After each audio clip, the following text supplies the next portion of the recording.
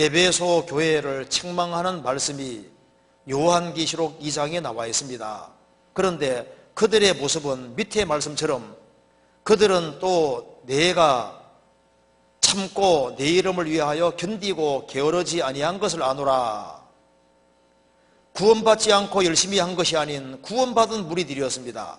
사람들 보기에는 부족하지 않았지만 하나님께서는 중심을 보시고 첫사랑을 버렸다고 책망하셨습니다.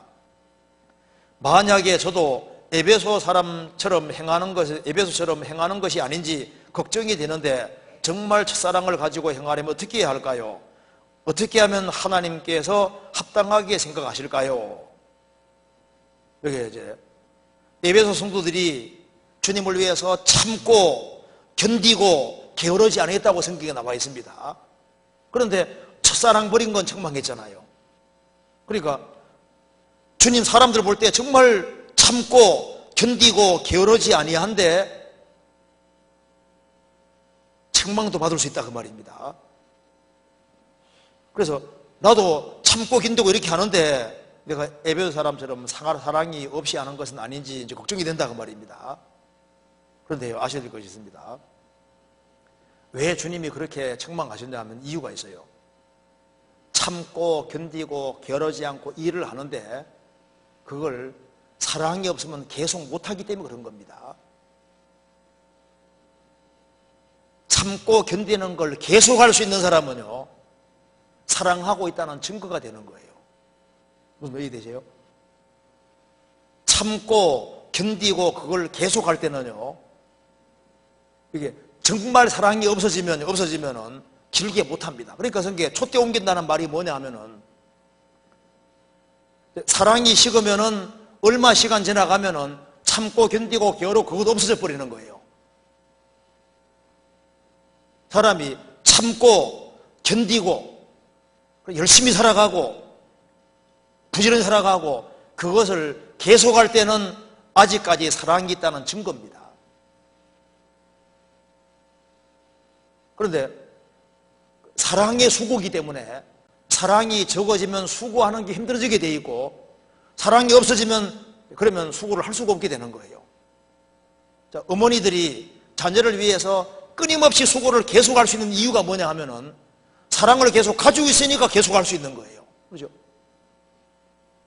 그런데 계모 같은 경우는 이게 계속하기가 쉽지 않거든요. 물론 그런데 계모도 그렇게 하는 경우가 있긴 있는데요. 근데 그게 있잖아요, 쉬운 게 아니에요.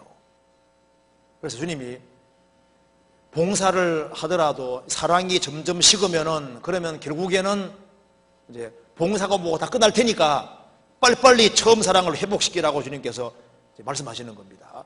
근데 한 사람이 구원받고 난 이후에 주의 일을 꾸준히 하고 성실하게 하고 그걸 계속할 수 있다면은 사랑을 계속 가지고 있다는 증거가 되는 거예요.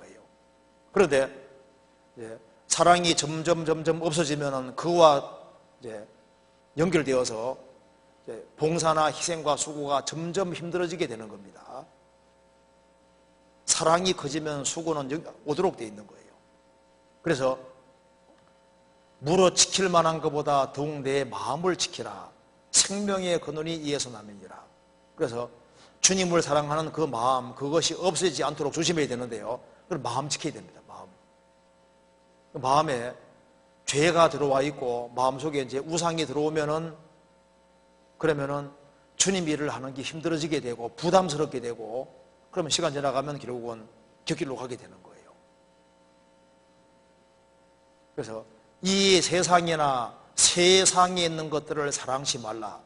누구든지 세상을 사랑하면 아버지 사랑이 그 속에 있지 아니하니 그러죠.